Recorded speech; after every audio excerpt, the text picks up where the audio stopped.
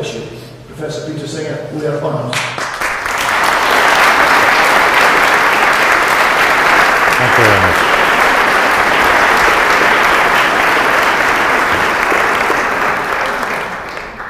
Thank you very much, Sir Drummond. Thank you all for that warm welcome.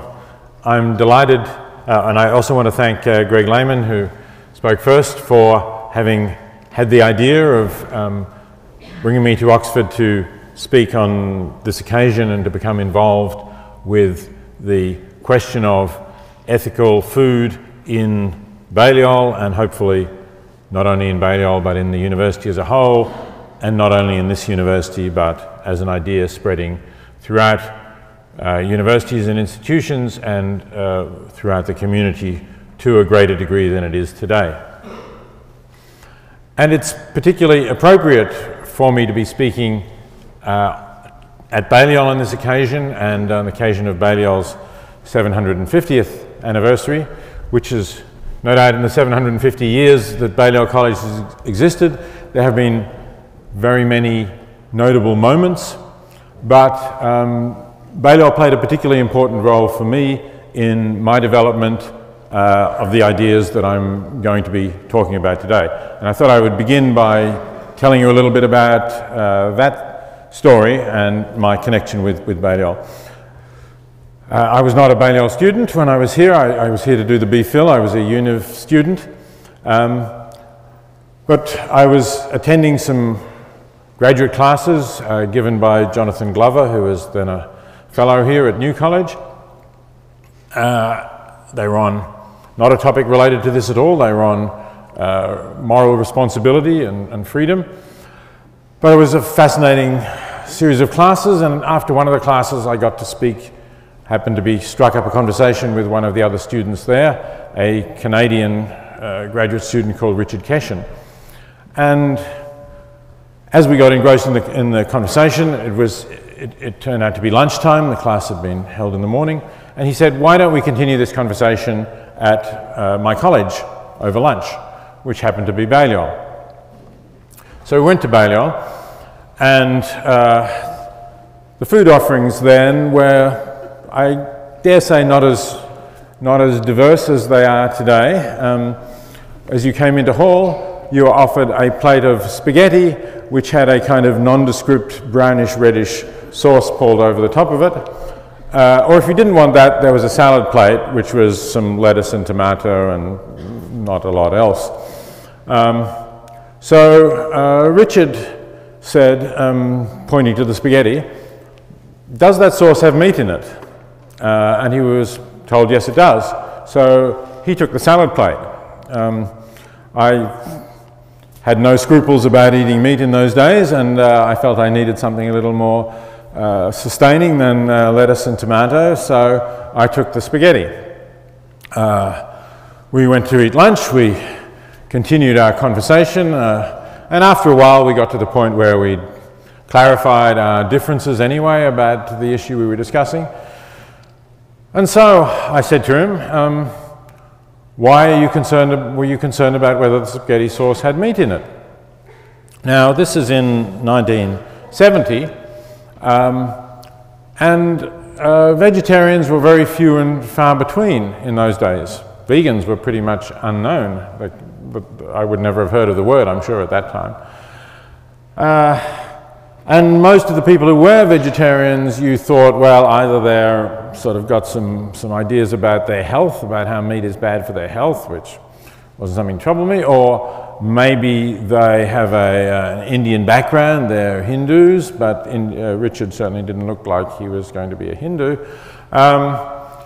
So I wasn't quite sure really what the answer would be. And he said very simply that he didn't eat meat because he didn't like the way animals were treated before they were turned into meat.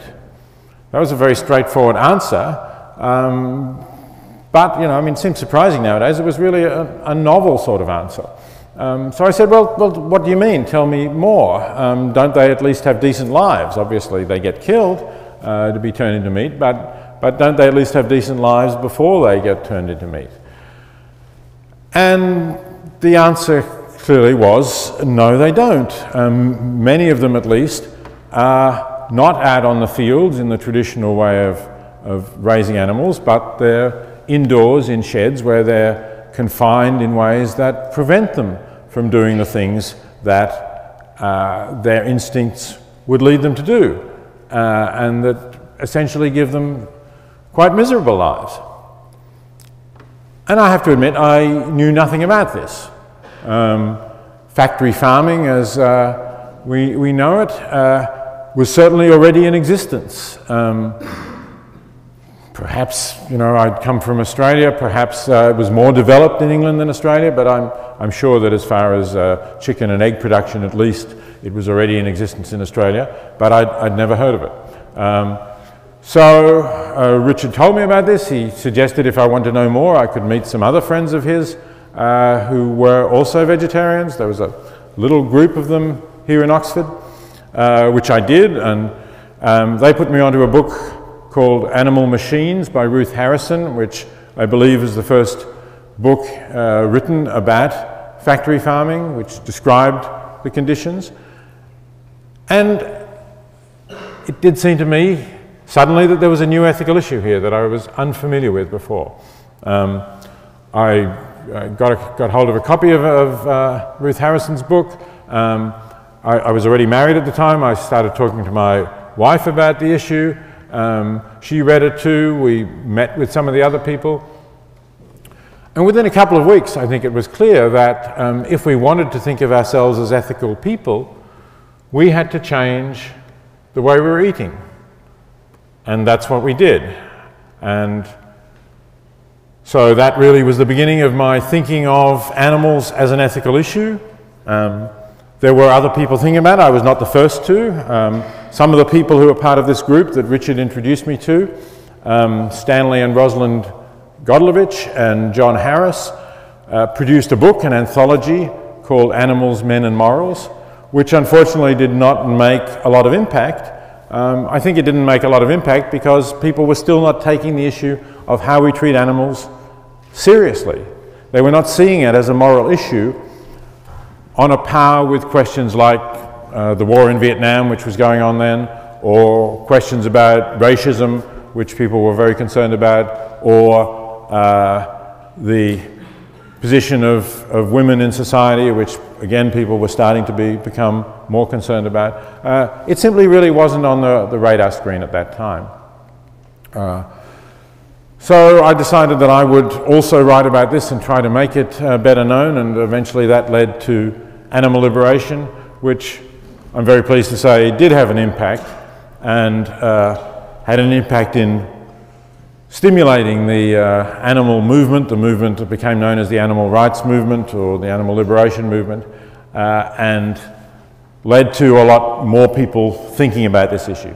So I see all of that as tracing back in my personal history to that meal at Balliol, and I really have no idea whether or when I would have become aware of this question and got acquainted with it were it not for that lunch.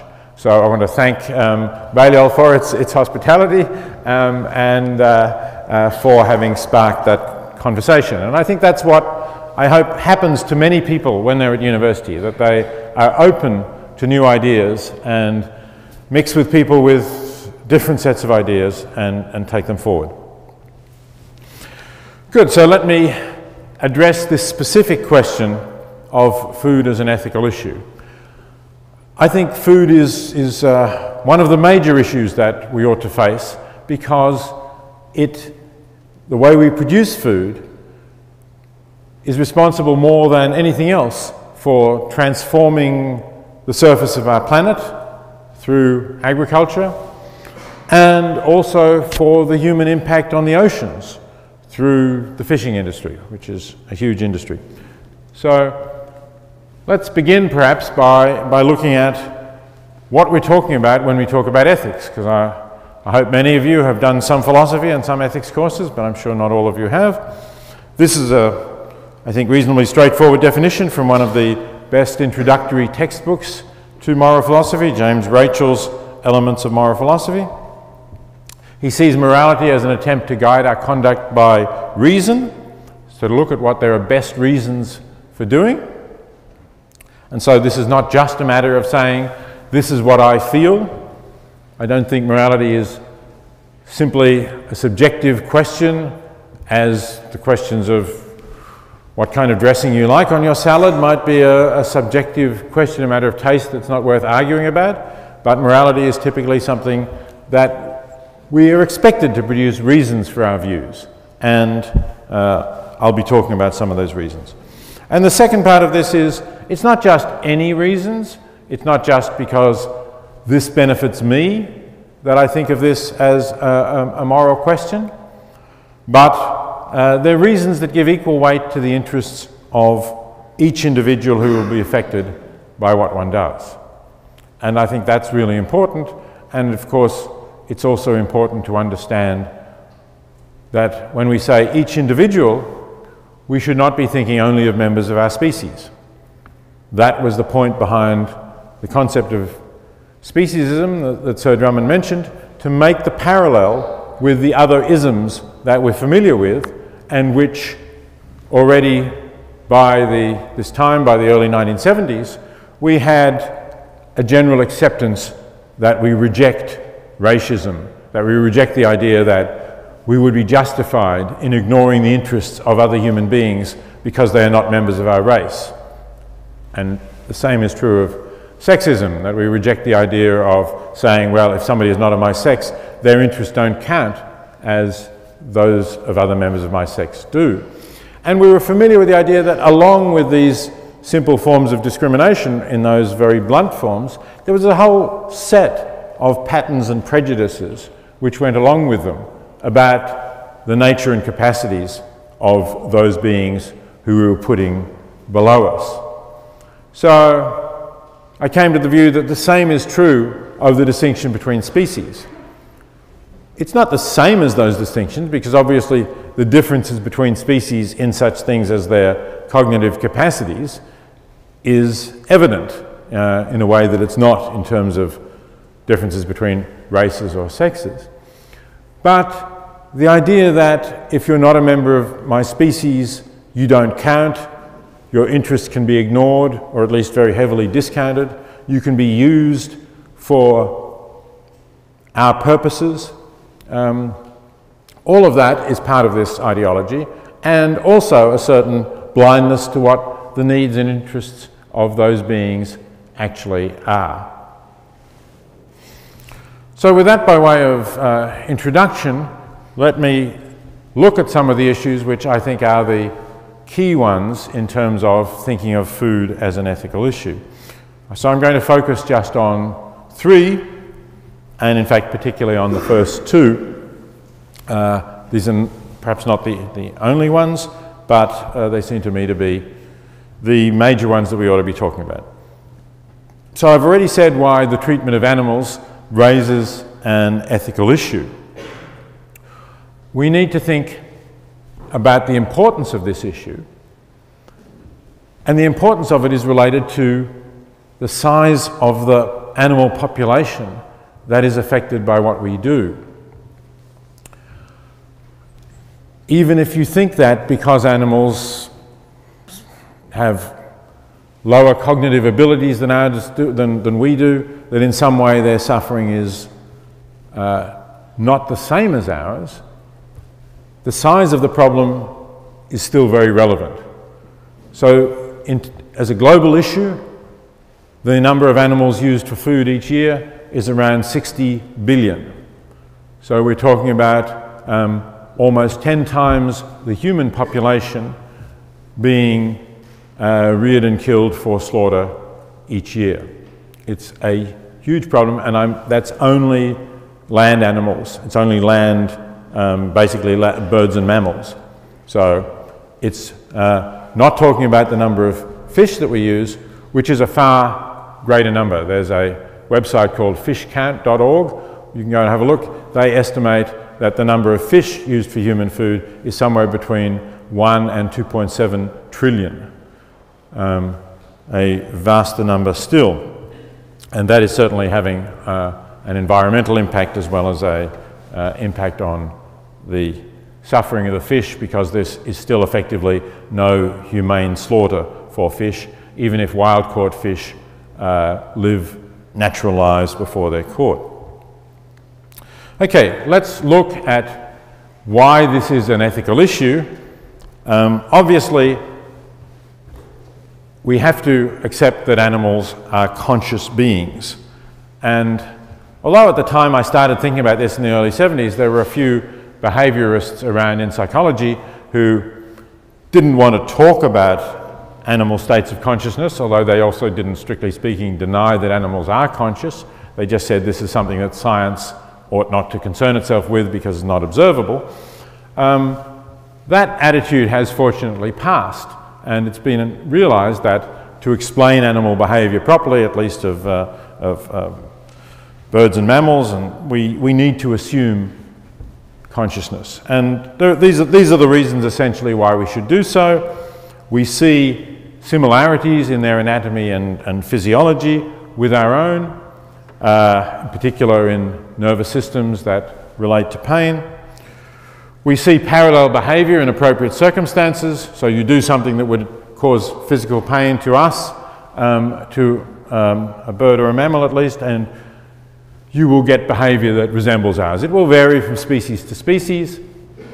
Evolutionary adaptation may mean that sometimes behavior that attracts attention has been selected out, but essentially you can see that kind of pain behavior that we recognize when something happens to an animal, when it is injured in a way that would cause us pain.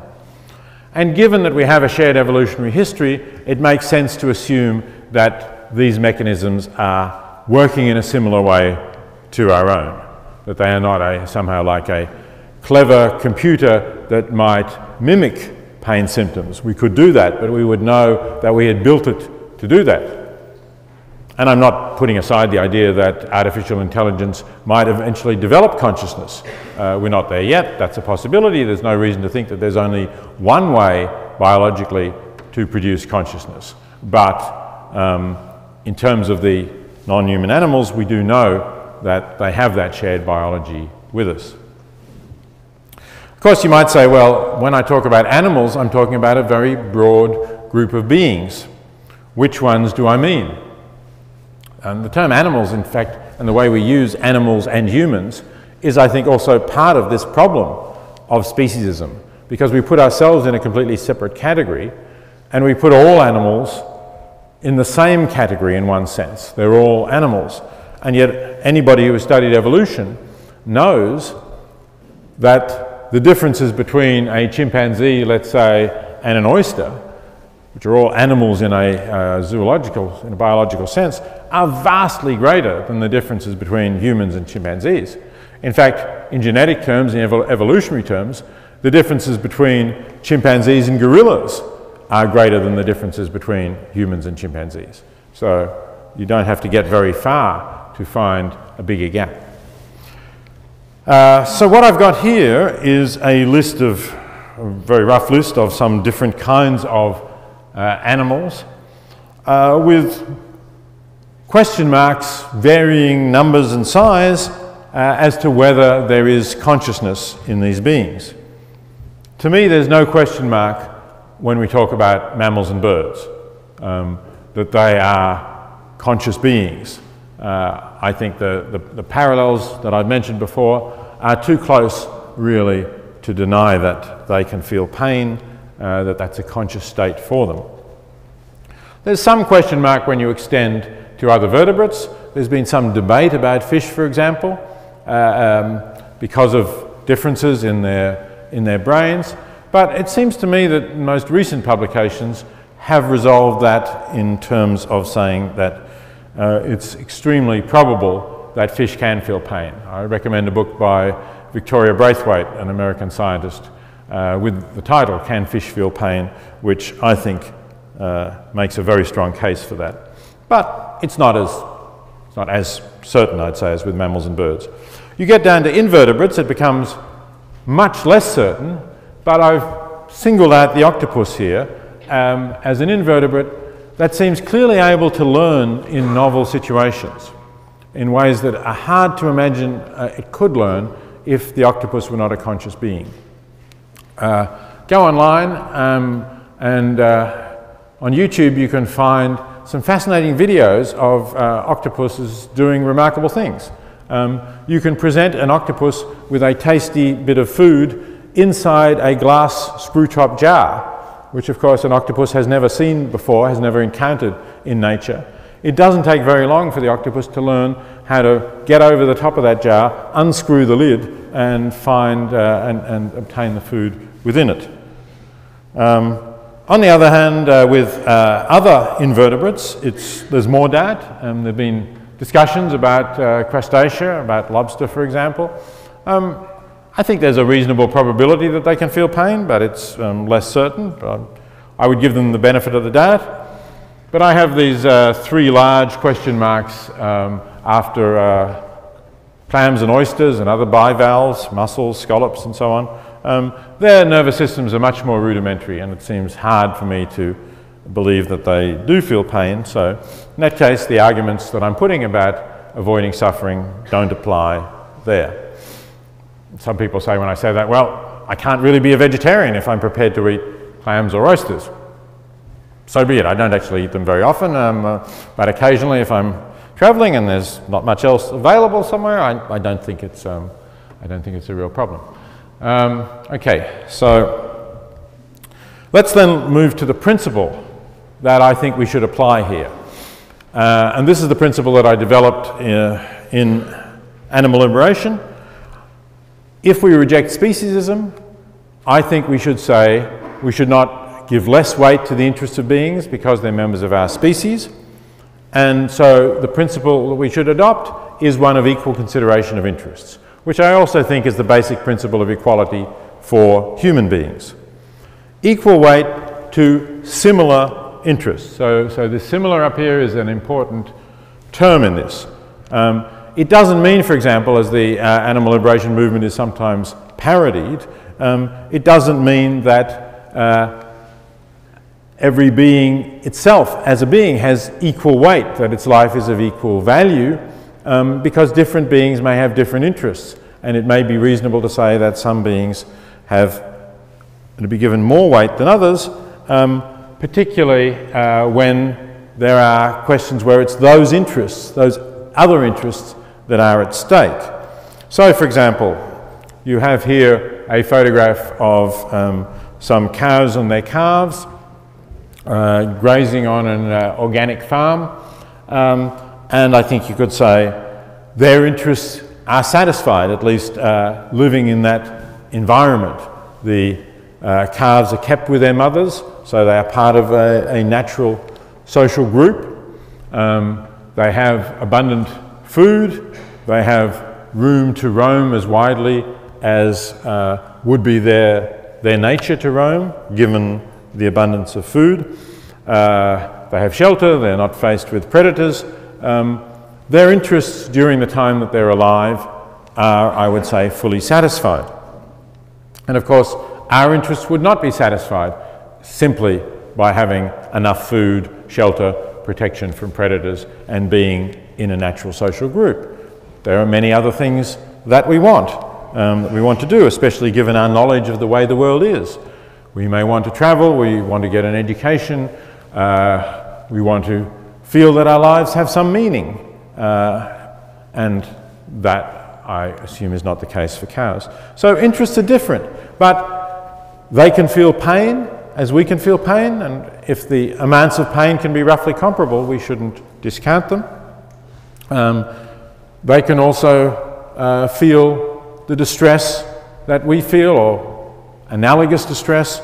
For example, at separation from their group, they're mammals. Dairy farmers know that if you take the calf from the cow, which is an inevitable part of producing milk commercially, that the cow will call out for her calf, sometimes for a long time. I don't mean just a long time as in an hour or two, but if you do it at a particular spot where the cow passes, weeks after that, she may pause and look around and call out when she passes that spot. So the separation of mothers and children, of parents and children, in our case, causes distress. We can see something similar going on, not the same, but something similar with other species as well. So, as I say, we should give equal consideration where the interests are similar. Now that raises a further question about killing. Those cows that I showed you were having a good life while they were alive, but since they were being reared for beef, they were not going to live out their natural lifespan. And we have to ask, so is that wrong? Well, I think that's a different and more difficult question. I've put up here a quotation from Roger Scruton, an English philosopher who will be familiar to some of you, a conservative philosopher who I don't generally agree with on many issues, but I think that this is a worthwhile thought that he has put here as to whether killing is wrong when it's a being of whom the idea of being cut short before your time, that being a waste or a tragedy, doesn't really apply. What he means here is that when we think of someone dying before their time, you may have your own cases. You can think of the young people who were killed in Boston a couple of weeks ago by the bombing there. We think of what that person would have achieved, what a student who was killed in that way would have achieved, what they were wanting to achieve, what they were looking forward to after graduating, let's say, the career that they were planning, or maybe settling down with someone that they loved and raising a family, those sorts of things. We assume that cattle do not have those thoughts, do not plan what they're going to do in future times in the way that we do. And I think that does make a significant difference to the wrongness of killing them. It doesn't necessarily settle the question as to whether there is some reason not to kill, other things being equal. But it does make a difference, and it makes the whole question, I think, a more complicated philosophical question, which I don't really have time to discuss fully. But I think even without this, even without the decision that the killing of animals in itself is a great wrong, we can still see that what we are doing to animals to turn them into food is a great wrong. And that perhaps is one of the things that impressed me when I first heard about this issue, and as I described, that you didn't have to take a stance on killing, for instance, which would compel you to be a pacifist or totally opposed to killing humans or animals in any circumstance. That I could always see as a more difficult kind of question, one that I've grappled with in various ways throughout my career in ethics and bioethics, because there were difficult questions about humans as well in that regard. But you can simply take the pain and suffering that we inflict on them in most cases, in the great majority of cases of the large-scale commercial production of animal products, and see that as sufficient reason to think that this is not ethically defensible. So one of the important points is that we really know how our food is produced. And I use this quotation from Peter Cheek because he is not an animal rights advocate or anything of the sort. He's a professor who teaches people who are going into agricultural production, into animal production in particular. Teaches animal sciences at Oregon State University to people who are going into animal raising and animal farming. But he acknowledges in a widely used text in that area that most of the consumers for whom the product is intended are actually ignorant of the way in which their food is produced. He's talking about Americans, but I think quite a lot of that would be true in this country as well, though there may have been somewhat more attention to it here. So he takes as an example an industrial broiler house, a chicken producing area, that most people don't know how the birds are raised, how they're harvested, which I think is a euphemism, how they're processed, another euphemism, and so on. And if they did, many of them would swear off eating meat. Now there's something wrong with that situation. If people are eating meat under false beliefs or ignorance of the way it's produced, and they would change their habits if they knew, there's clearly a big question mark over what's going on. So In case there's anyone here who doesn't know this, not sure how clear the slide is in the back with the light, but this is how chickens are produced. If you can't see that, all of these white things over there are chickens. They're more or less covering the floor of the broiler house. It stretches way back into the distance. It probably holds 20,000 birds. There are lines down here which carry water and food to the birds, and otherwise they're pretty packed into this shed. I think I've got another one there. I don't know whether it's any clearer. This is more a ground level view, which enables you to see how crowded they are. So one issue is the lack of space. Another issue is that this is totally different from those cows that I showed you, in that this is not a natural social unit for chickens. Chickens live in flocks of up to about 90 individuals, and up to 90 individuals, it's been shown, they know each other as individuals. They recognize where they are in the pecking order. For any individual they encounter, they know if they are dominant over it or if it is dominant over them. And if it is dominant over them, they'll get out of its way so as not to be pecked. Here, that's hopeless. They are in a stressful situation. Of course, they're never raised by their mother here. They're brought there as hatchlings. Another thing that you can't tell from the slide is that the air is full of ammonia. If you walk into one of these sheds, as I've done on a few occasions, the first thing that strikes you is this ammonia in the air that very quickly gets into your nose and throat. That's from all the droppings, which are not cleaned out frequently. The birds, which are bred to grow very fast, live only about 6 weeks. That's the life of a broiler now, of a chicken, meat chicken. But the droppings are only cleaned out maybe once a year in many sheds. So there is a reek of ammonia, which I'm sure the birds feel, and the workers who have to go into the sheds also feel. But with that many chickens, there's no individual attention to any chicken. If something goes wrong with them, they simply die. For example, one thing that quite commonly goes wrong with them, since they've been bred to grow so fast, is that their legs collapse under them. They're very young birds, less than 6 weeks old. Their bones are immature, but they're bred to get to a kilo or so weight in this time, and quite often their bones just don't support them. So if their legs go, they can't move. And if their legs go and on this one you can't see the feeding line so well, if their legs go and they can't reach food or water, they die of thirst or hunger. Nobody comes through and checks on them, or very rarely. Mostly they'll die and the corpses will eventually be pulled out, but that may take a while as well. So that's just not worth it in terms of labour costs. Individual birds are not worth enough for that. So I think that this is essentially a form of cruelty, a form of exploitation of birds for the cheapest possible form of production, without any consideration of the real interests of those birds.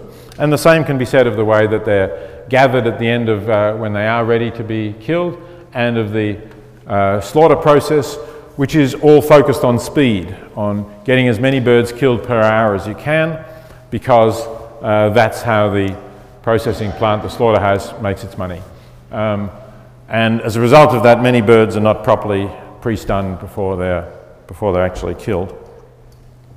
So that's chicken. In pig production, although the EU has done one good thing, it's outlawed individual sow stalls, which still exist in the United States. But these are group pens. Pigs can still be raised indoors in very crowded group pens. And again, there's all sorts of behavioural problems that can be observed, and lack of the normal social unit, lack of any bedding on the floor, because that costs to bring in straw, for example, to give the pigs bedding, and lack of any real activity for pigs. And pigs are animals that need activity, that are highly intelligent animals that will play with things if you bring them in, will root around if they're outside in the ground. They're naturally rooting animals. Here they're just confined indoors in a very barren environment in order to be turned into pork or ham or bacon more cheaply. And the sow, even though she can't here be kept in an individual gestation crate, can still be kept in a farrowing crate. Farrowing is the word for giving birth. We tend to use these different words for animals that we don't use for humans, another way of distinguishing ourselves from them. Where essentially she's a breeding, milking machine, and even if she's not so individually confined when she's pregnant, she's kept like this in some units, not in all of them, not in the better ones, but in some units, to make sure she doesn't roll on top of any of her piglets, and also to make it more convenient. I mean, if you gave her plenty of straw to bed in, she would build a nest before she gives birth and look after her piglets. But then you have to worry about providing the straw, cleaning the straw, more labour, better stockmanship required. This is the cheap and easy way of doing it. Okay, so here's the argument that I've made against eating factory farm products without referring to the issue of killing. It's wrong to cause pain without a good enough reason. I think that's something we would generally accept. And I've argued that we shouldn't limit that pain to humans. Animals do suffer in modern meat, egg and dairy production. That is in the large-scale commercial systems anyway, not necessarily in all of them. We could nourish ourselves in other ways. I haven't argued for that, but it's obvious from the healthy existence of vegans in the community that that's a possibility. Okay, some people say, yes, but I enjoy animal products, and that really is, I think, the main reason why we continue to eat them. It's either habit or enjoyment. But we don't think that enjoyment is a good enough reason to inflict pain. If someone says, I enjoy watching dogs fight, nobody will think, oh, well, that's a good enough reason to legalise dog fighting, which got banned some time ago. So enjoyment is not enough reason to justify inflicting significant pain and suffering on other beings, and therefore we should stop eating the products of factory farming. So I believe that's a cogent argument. If you don't think so, we will have some question time. You'll be able to tell me why it's not. And if we accept that, it does make a dramatic difference in what we consider acceptable food. It doesn't mean that we have to give up eating animal products entirely, because this applies to factory farming, but it does mean we have to be much more careful about the source of our animal products. That source will become somewhat more expensive, not hugely, and it depends a bit on the product. But I think that's a price that really we have to pay, and we may address that perhaps by reducing the amount of animal products, increasing the amount of plant products that we eat, which, as I'll show you, would be a desirable step in other ways. Here's one of the reasons why, another reason why we ought to move away in particular from animals that are raised on grain, or for that matter on soybeans as well.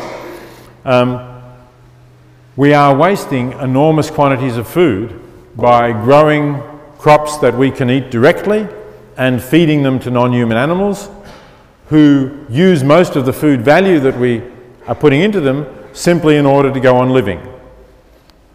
Birds and mammals must keep warm, keep their bodies warm. They burn energy as we do. And so most of the food value goes into that, and then some goes into producing things that we don't eat, whether it's bones or feathers, things of that sort.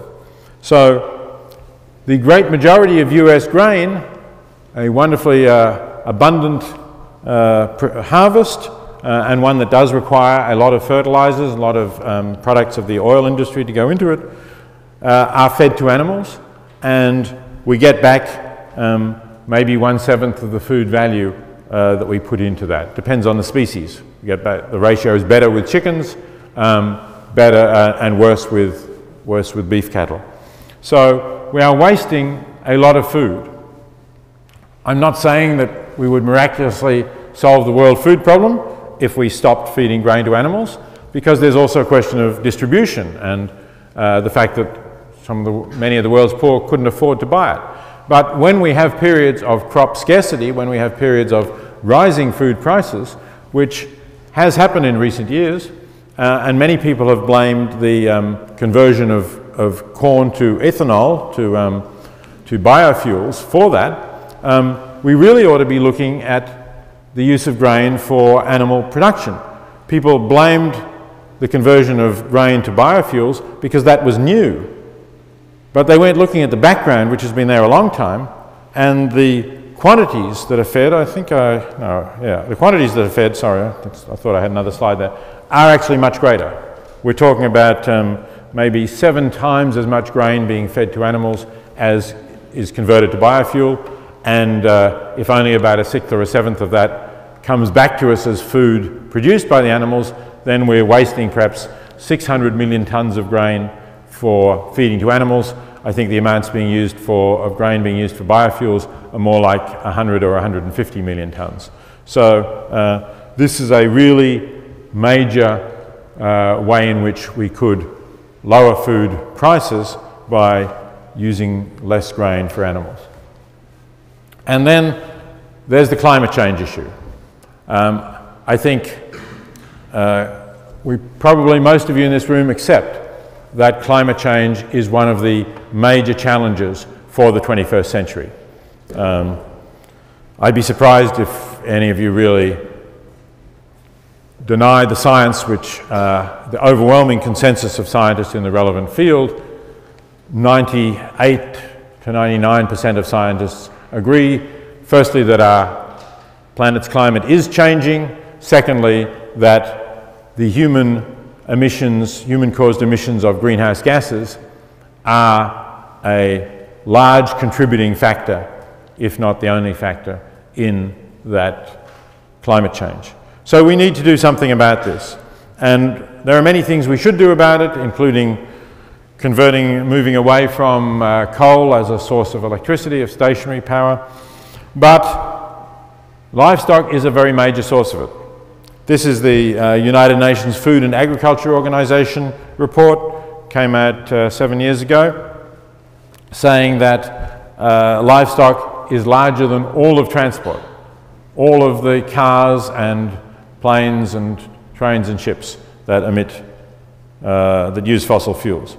In fact, some scientists more recently think that this is actually an understatement, that it's larger than that 18%, because there are different ways in which you can convert methane, which is one of the major greenhouse gases that livestock produce, to the equivalent of carbon dioxide, because it has a different period of breakdown. So if you take a shorter period, if you think that the next 20 years is really critical for us not to cross some threshold when feedback loops will start to come into effect and climate change will get out of control, then that triples the significance of methane as compared to carbon dioxide, because over 20 years it's still basically mostly there in the atmosphere, whereas over a century, which is what the Food and Agriculture Organization used as its impact factor for methane, over a century most of it will have gone.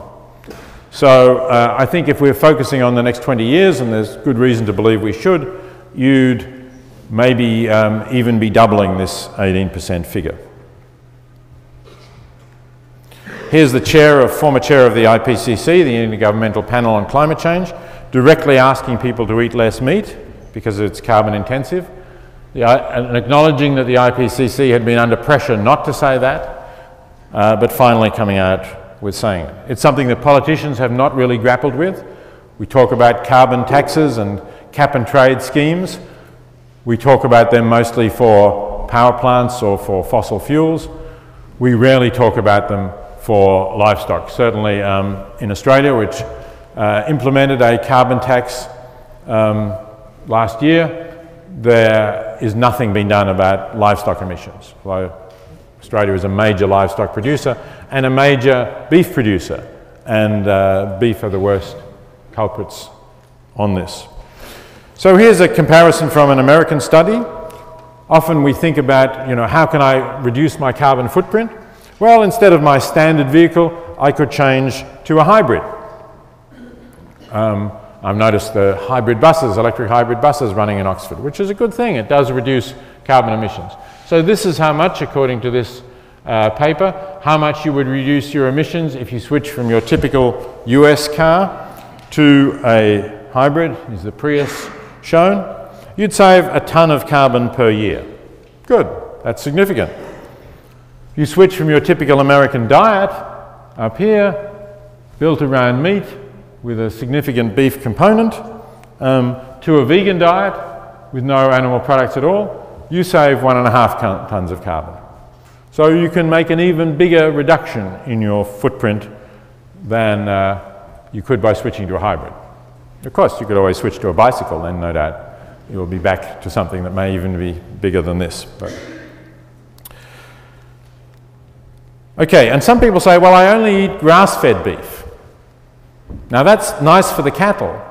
They get to eat grass, which they digest, more naturally evolved to digest than grain, and it does add to our food stocks in a way that feeding cattle on grain doesn't. But for greenhouse gases, it doesn't help. In fact, it aggravates the problem. Grass-fed cattle have more greenhouse gas emissions, essentially more methane that they're producing during their digestive processes than grain-fed cattle. Why is that? Well, why do beef producers feed grain to cattle? Because it makes them put on weight fast. And that's why it's profitable for them. It makes them put on the meat that we eat much more quickly, and so typically they will start them off on grass. They will spend, at least in the US, the last 6 months of their life eating grain. So each pound or kilo of beef that they're putting on is a result of a relatively short digestive process. But when you feed them grass, it takes longer for them to put on the same amount of weight, and it takes more digestion because grass contains cellulose, which they have to break down in their special stomachs, 4 stomachs which are constructed to digest cellulose. But it does it slowly. They put on weight more slowly, so there's effectively more methane produced for each unit of beef that you get out of the animal. So this is why, even though on animal welfare grounds you might say that these cattle, or the ones I showed you in the earlier slide, don't pose a problem for ethical food, I don't think that if we're looking at sustainable food in the long run, if we want Balliol, for example, to survive as an institution for another 750 years, I think we need to move to a diet that is sustainable, that is not going to do long-term damage to our climate, that may simply spiral out of control, and we can't really serve grass-fed beef or any beef at all. I know some people will regret that, but the good news is that we are developing better plant-based foods for those who really want to continue to do something that is going to taste like beef. I think we're getting closer and closer to that all the time, so you may be able to find a sustainable form of something very like beef before too long. Okay, I'm going to quickly run through a few issues because I do want us to have time for questions. There's been a lot of talk about local food. It's good to buy locally. Some people will think that if Balliol is to move to ethical food, it must move to a local supply of food. Well, in terms of, and one of the reasons people do that is they think that there's a lot of fossil fuel emitted in the transport of food. And food does travel long distances often. But typically it will make less difference than you might think, as this slide suggests. Going local for every day of the week makes a smaller reduction to climate change than going vegetarian just one day of the week. Now, if you're talking about flying in foods out of season from somewhere else, that might be different. That does have a higher rate of emissions. But if you're just talking about trucking food around the country or shipping food from other countries, it's not such a big difference whether you're local. And in particular, you would have to be local and completely seasonal. For example, I don't know if there are any local tomatoes around Oxford at the moment, but if there are, and this would be true for the next, 2 months, I would guess, if there are, they are going to be grown with heat to get the plants growing in the spring. Otherwise, tomatoes would not be growing at all. So if you're using fossil fuel to heat the greenhouses to grow the tomatoes locally, you might as well be importing them from Spain, where they don't need to do that, and the fossil fuel used to transport them is no greater than the fossil fuel used to heat the greenhouses in which they're growing.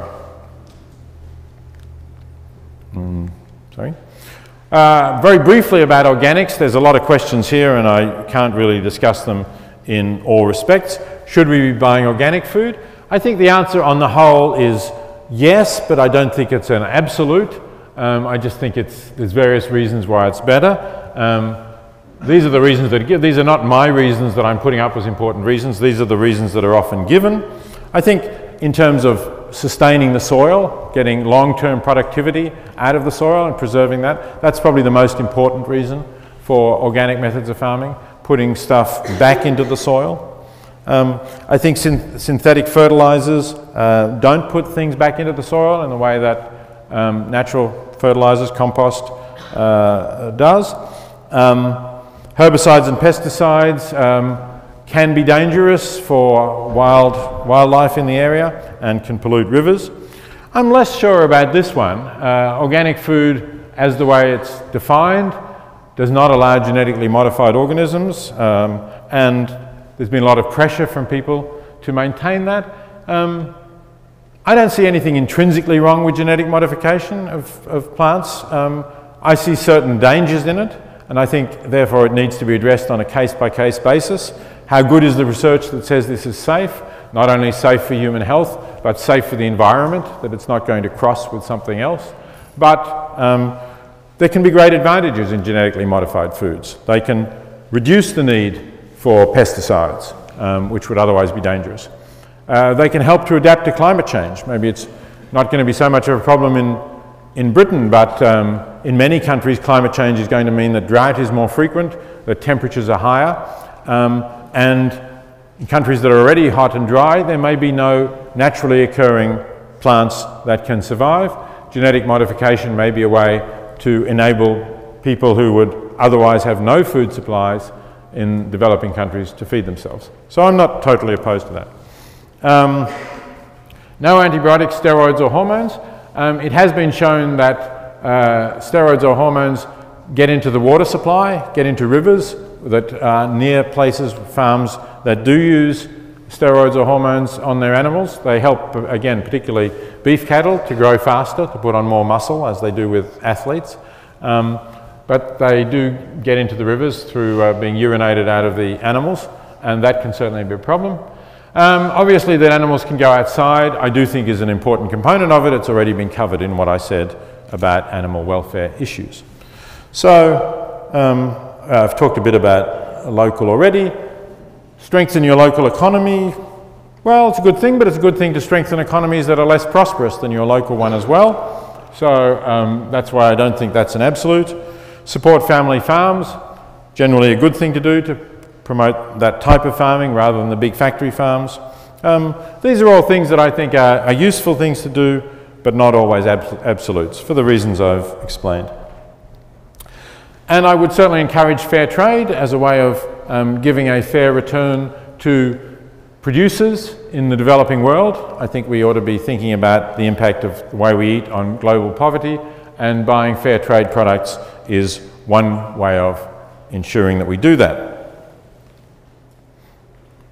Okay, so let me sum up and then we'll still have a good bit of time for questions. So what I've emphasised is that if we are to eat an ethical food supply, we should avoid animal products from factory farms, and we should avoid beef because of its having the greatest impact on climate change of all of the animal foods that we eat. I think it's good to have organic products as much as we can.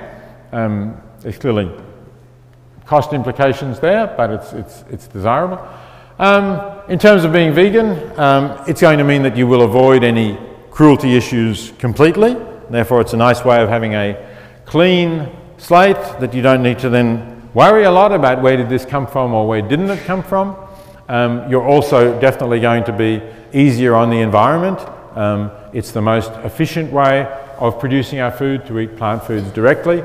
But I accept that it's not for everyone, and I'm certainly not pushing that Balliol or other colleges move to a totally vegan food supply. I don't think we're ready for that. We may get there at some time.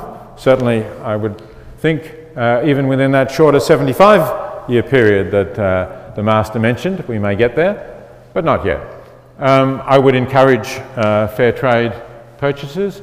What I haven't actually mentioned here, and I believe Balliol actually already has a policy about sustainable marine foods, sustainable fish supplies, and that's a good thing. We certainly should be thinking about that. I would like to see eventually the development of humane killing for fish, and there's some experimental work going on both in the Netherlands and in Norway on that. If that actually gets to be shown to be practicable and operable, then I think that would become a part of ethical trade. And yes, sometimes in season local purchases are desirable as well. So let me leave it at that point, and thank you for your attention and invite questions and comments.